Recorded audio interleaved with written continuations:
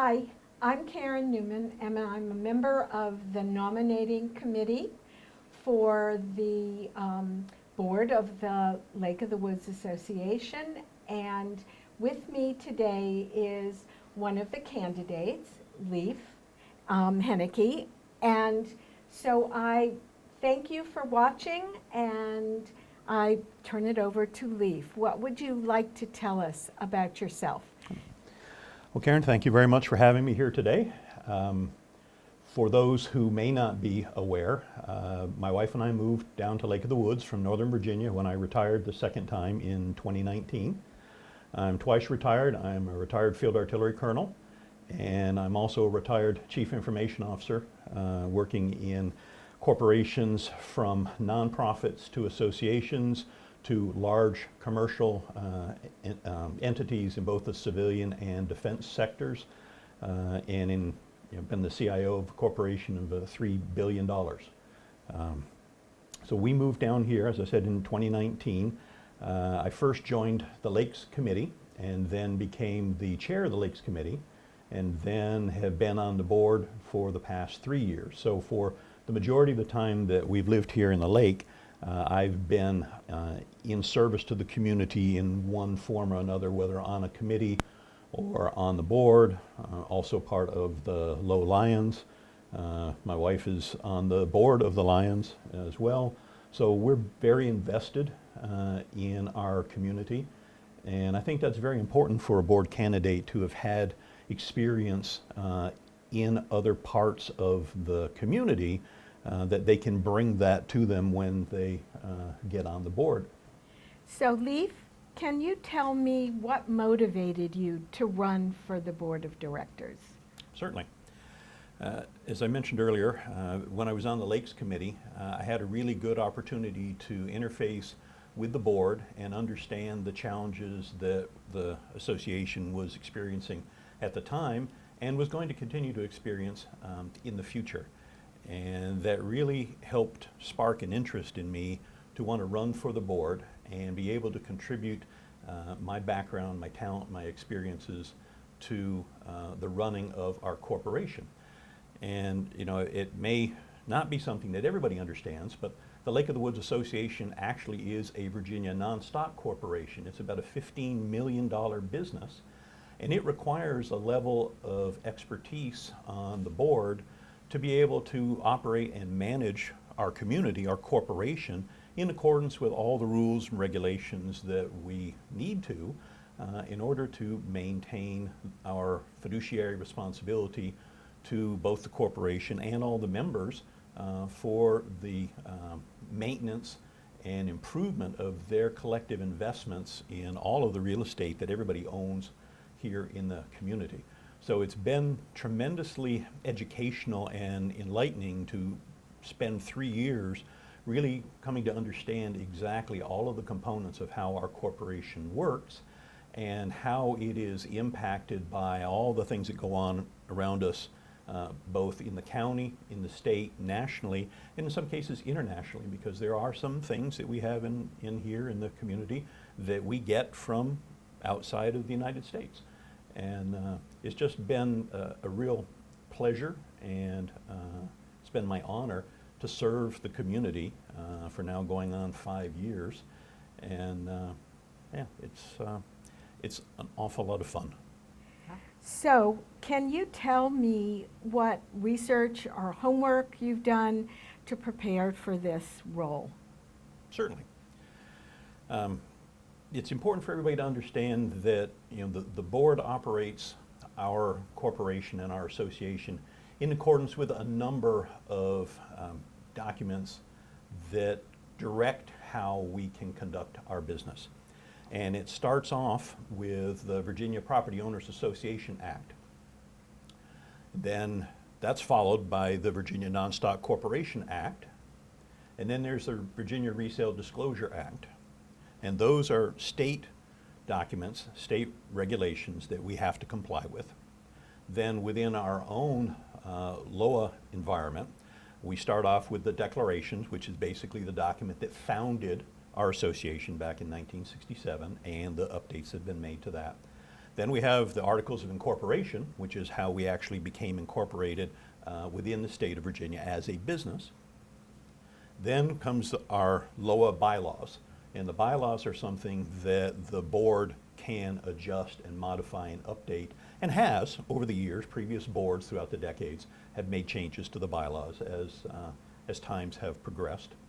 And then lastly are our basic, the next step is our covenants, and then finally our rules and regulations. And when you're on the board, you have to have a good understanding of all of those documents and the hierarchy in which they have to be adhered to, and it really drives what we're capable of doing with our business and how we have to operate our business. And it really is incredibly important that a board member have a good understanding, because if you don't and you start doing things that aren't in alignment with those documents and state laws, then you subject the corporation to potential legal action from outside parties or internal parties. And while we do have directors and officers insurance, if you're doing things in good faith, if by omission or not being aware of the requirements, you make decisions that are not in the best interest of the community, a board member can be subject to legal action. So it's incredibly important that people know and understand all those documents and are able to bring a knowledge of them and how to apply them and how we operate our business to every facet of their participation in the board. Can you tell me what your understanding of the board's role in governance? I know you've addressed it a little bit, but how that relates and interacts with the general manager. Sure. So the board's primary responsibility is to set policy for the operation of the corporation in accordance with all the different documents that we just discussed. But the 7 members of the board are the fiduciaries for the corporation, which means they're ultimately responsible for how the corporation is operated. So in a normal construct, the board sets policy, and the general manager, through the staff, operationalizes that policy into the day-to-day conduct of business that runs our corporation in every aspect. The board does not normally get involved in day-to-day operations, but we stay aware of them, and we have the ability to offer our guidance or direction where necessary, because it's ultimately the board who is responsible for the successful operation of the corporation. The staff does the majority of the work in running the business, but the board has the absolute final responsibility for how the business is run through the utilization of the staff. And you know, as an example, as the president of the board, I meet with the general manager every Monday morning for an hour to several hours, depending upon all the issues that are going on within the corporation, to understand what's the operational tempo of the business, not only that week, the rest of the month, the rest of the year. We're talking about board goals. We're basically just kind of discussing everything that it takes to operate the business. And most of that is the GM providing myself and the vice president information about what's going on in the business. But in most cases, it's a two-way street. We're offering our advice, we're asking questions, we're trying to understand what the background is behind some of the decisions. But where we prefer to be is in a position where it's the GM that's executing. So as an example, the board does not go directly to a staff member and instruct them to do something. That's not within our purview. That's not what our role is. Our role is to provide policy and direction and guidance to the general manager, and then he or she implements that through the use of the staff. Social media has become a very important and powerful influence in our society. So what is your perspective on these platforms and how they can be used here to our advantage? Okay, thank you. It certainly is, right, without a doubt. As a retired CIO, I had to deal with different corporations and how we interacted and utilized social media to drive growth in our business or support to our membership and those types of things. It's really no different here.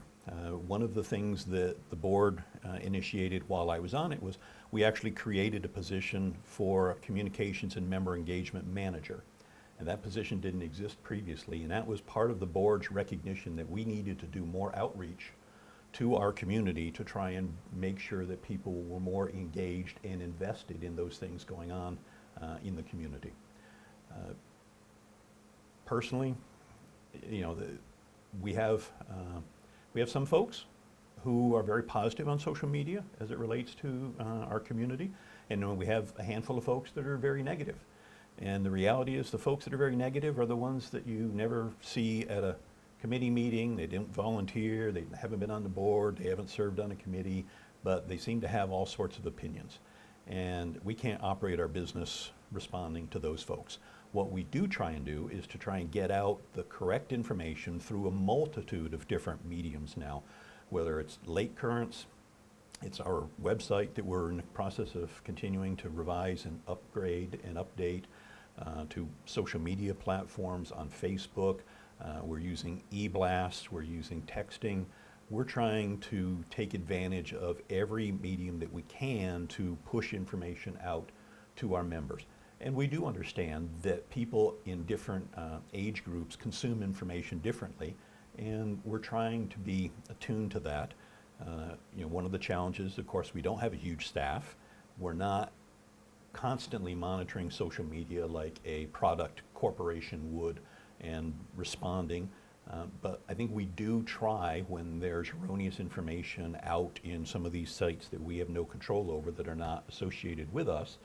We try to put the right information out on the platforms that we do control so that the correct information is out there. And there are quite a few people out there that do come on these other platforms and correct information and try and help people understand what the right information, what the right answers are. It's a challenging arena to try and run your business just off of social media. You're chasing a game that you probably can't ever keep pace with. But what we try to do is we try to be very specific in getting the information out in an accurate fashion, in a timely fashion. Anyone who's looked at Lake Currents over the past year since we brought on our highly talented communications and member engagement manager has seen a marked difference and improvement on how that looks. If you've been in any of our facilities where we have our information radiator screens up, to see the information that we're putting out through those screens, we're doing just about everything we can to push information out to folks. You almost have to not want to be informed about what's going on in this community in order to not know what we're doing. Things like the dish, where we're coming out every week and telling people what the specials are and what's on the menu, and the e-blast that's telling everybody what's going on in the community every weekend, so that you know that the fishing tournament for the kids in the front pond is this weekend, and we've got adaptive water sports going on this weekend. I mean, there's just so many things going on in our community, and we're really trying to push that information out. We partnered with Low Players in putting the marquee on the community center building. So when they're having a play, they're using it. When they're not, then we're using it, and we're pushing information out to the community. And I think we're doing a really good job with the staff and the budget that we have to make it as easy to consume information about what's going on in our community as we possibly can. So what are your ideas about ways to increase member voter participation in things like referendums? I'm glad you asked that question. I was one of the prime drivers for last year's referendum structure in terms of trying to find ways where we could get more people to participate. Our foundational documents are currently set up such that for a referendum to pass, 50% plus one of all lot owners must vote in the affirmative. And the previous round of referendums, which had happened while COVID was taking place, had dragged on for a very long period of time as that board tried and tried and tried to get over that hurdle and finally wasn't able to. The board decided that we needed to make another attempt at several of those issues, and we went at it from the perspective of trying to incent people to participate with offering weekly cash drawings from to be drawn from the pool of folks who had voted that week. I was the main driver behind having a grand prize to be awarded if we got over the 50% plus one voter threshold, which would have been roughly $2,000, and that would have allowed someone to pay for their annual assessment. And even with those incentives, we didn't get enough people to vote. Now, across the three questions, of the folks who voted, 67 point something percent on each question actually voted in the affirmative. So the community actually wanted each of those three referendum questions to pass, but we weren't able to get over that threshold. And I think one of the biggest takeaways is, for me anyway, is the referendum was really being driven by 7 people, the 7 board members.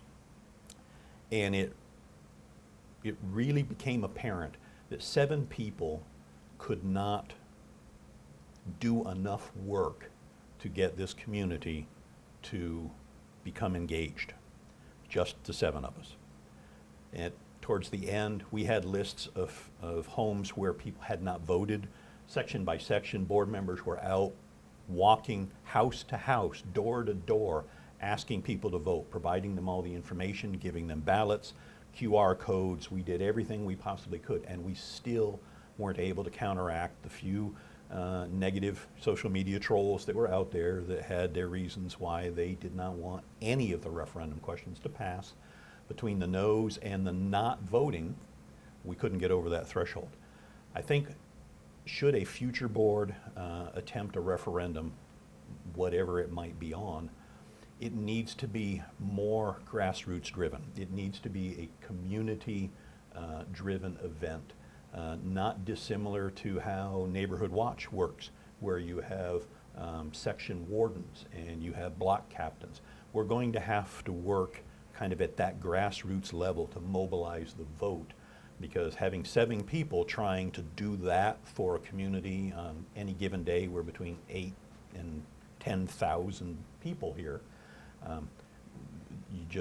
we weren't able to accomplish it. Even with the incentives that we put forth, it's going to take a different structure, and it may actually take some things to become more apparent or potentially more painful to some folks. You know, the capitalization fee that was item number 1, amendment number 1 on the referendum, we told everybody, if we don't have this capitalization fee, there's no other source for the increases that in costs that our association is experiencing to operate than the assessment. And that's in fact what happened. That's why our assessment went up. Had that capitalization fee been passed based upon the number of homes that had sold during that period of time, the increase probably would have been somewhere around maybe $175 less, because that capitalization fee would have offset that. That would have been paid by new people coming into our community. So we had good messages, but the reality is we're going to have to do it more from the ground up, because top down we tried really hard and we weren't able to get it across the finish line. So what do you consider the most current issue, most important issue facing the association, and how would you propose to address those? Okay. Well, you know, as everyone is aware, this year we had a fairly significant increase in our annual assessment, and as I had just previously mentioned, you know, that had a lot to do with the fact that we weren't able to replace the reduction in new construction and renovation fees with capitalization fee. And of course, the new construction and renovation fees have been declining because we're approaching build out. As we have less and less homes being built here, there's less and less of that money coming in. And in the past, when there was a lot of building going on here, there were years where the NCR fee produced a surplus of $500,000, $600,000, $700,000, $800,000, and that money was used to subsidize operations, and some of it was used to buy down the assessment so that people didn't have to pay as much in any particular year. But as that's gone away, economic conditions continue to change and evolve. Our costs are no different than it is to run anyone's individual household here at the corporation. And the fact that that source of funds is dwindling and going away, and we don't have a replacement for it, that drives those costs into the assessment. The challenge is, of course, trying to find ways to be as budget-minded as we possibly can with how we operate our business here, our corporation. And we have some parts of our organization where that's fairly easy to do, and then we have some others where it's been a real challenge. Food and beverage operations have been kind of a perennial challenge. And over the past couple of years, this board has identified that these problems were looming and right basically at our doorstep now, and made the conscious decision to say we're not going to pass the buck to the next board, and that we're actually going to take steps to work on addressing our cost structures. So, for example, that's one of the reasons why we brought in the Borders Group to do an operational assessment of our food and beverage operations. And out of that, they identified about 400 and some items that we needed to make improvements on. And many of those actually came with a price tag associated with them, because that is maintenance that had been deferred, things that hadn't been fixed, things that hadn't been repaired or replaced over time. We were kind of left holding them and said, okay, well, we've got to fix these if we can begin to try and see how well the food and beverage operations can perform. But fundamentally, it's the business operations of our corporation that have to be paid close attention to. I think in the past we may have had boards that were more focused on the community aspect as opposed to the business aspect. And one could say that when we had a $600,000 surplus, maybe we should have put $300,000 of that in the bank, knowing that at some day we're going to build out and there isn't going to be any more of this money. But that's hindsight being 20/20. That's not the position we're in right now. So where we are is we're having to make decisions, and we're having to make improvements on how we operate our business. So one of them is bringing in DMA to review our capital reserves from Miller Dodson that have been doing it for a number of years. They now have an automated system, and we can do analysis, and we can do simulations. If we move something into capital reserves, instead of buying it in 2026, we buy it in 2030. What does that do to the capital contribution for the next number of years is one part of it. We also decided that, we need to bring in a new audit partner. So we selected Baker Tilly, which is one of the top 10 public accounting firms in the United States, to be our audit partner. So we get a fresh perspective on our audit and our financial operations. Also, part of their follow-on engagement is to do a review of all of our internal controls within our financial operations. Not because we believe that we have any problems, but we want a third set of eyes to look at them and give us recommendations on how we can be doing things better, or just a renewed focus in certain areas. So we've brought in outside consultants, which haven't been done in the past, and we've brought in new audit partners, new reserve partners. We're trying to focus on improving our business operations. We have 3 special committees currently going right now. One that's looking specifically at the financial operations of food and beverage, and they're due to report out by the end of August of this year. We have another one that's looking at capital projects. How do we do a better job of initiating capital projects and determining what are those things we should do ourselves, and what are those things that we should bring in outside professional services and outside vendors to do for us, because it's not a core competency that we currently possess here on the staff. We also have another special committee that's looking at spaces and places. How do we better utilize the space that we have. And we're all aware that in many cases, we're kind of busting at the seams when it comes to locations for clubs and meetings and groups and committees. So this group is looking at, are there better ways to utilize the existing architecture and infrastructure we have within the community, or do we actually need to look at the idea of maybe we need to build a new building? But that committee's taking a look at that, and it really all kind of comes down to running our business as effectively and efficiently as we possibly can. And I think in the past there really hasn't been that laser focus on how we run our business and truly thinking about it as a business, as a corporation, as opposed to a kind of community-based association.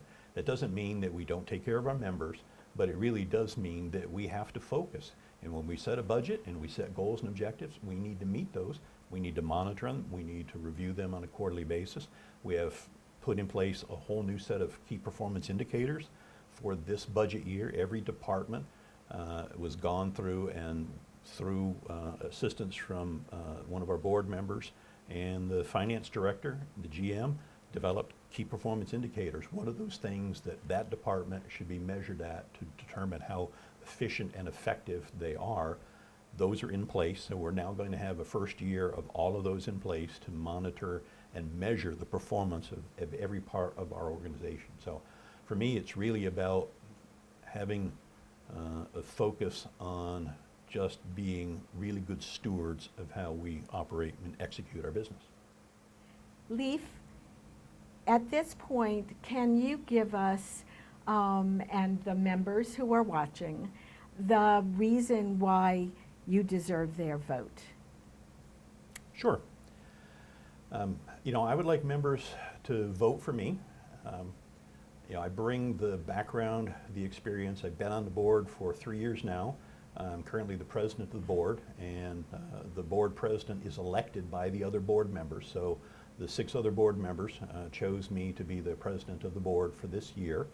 I bring the requisite executive experience, the business acumen, the educational background, all of the things that you need to have in place to be able to run a $15 million corporation. While I've been on the board, we've accomplished a number of tremendous firsts here in the organization. We conducted the largest and most successful dredging operation that's ever occurred here within the history of the community on Keaton's Lake earlier this year. We brought in an outside consultant to look at food and beverage, something that had not been done here in this community, to my knowledge, ever, right? We have improved our IT and cybersecurity posture. Again, something very near and dear to my heart, because we could be a very prime target for denial of service type attacks, right? We implemented the roles of an assistant treasurer, so we can add additional folks to the board if we need them to perform a particular task, like doing an audit on our procurement and acquisition operations, as an example. We've made improvements to the community. We've implemented the Fairways patio. We've done improvements to the bocce courts over here. We just recently helped put the marquee on the front of the community center. But we've also done things like revising the budget cycle and increasing the oversight on how we put our budgets in place, and have given this year's finance committee even more guidance for them to tighten up the process of how we create our budgets here in the community. We've created, as I mentioned earlier, 3 special committees. These are things that are focused on solving business problems not related to a project. We've done special committees in the past for the Wood Center or the main gate, but these are specifically designed to help us deal with financial issues that construct has not been something that's been used here previously. So my real drive in getting on the board is, we've done a tremendous amount in the past 3 years, but it's not all done. And I've still got the time, I still have the passion, I still have the energy, the background, the experience. I want to continue to put that to work for our community. And, you know, I mean, it is a privilege to serve the folks here in the community, and I would like to have the opportunity to do that again.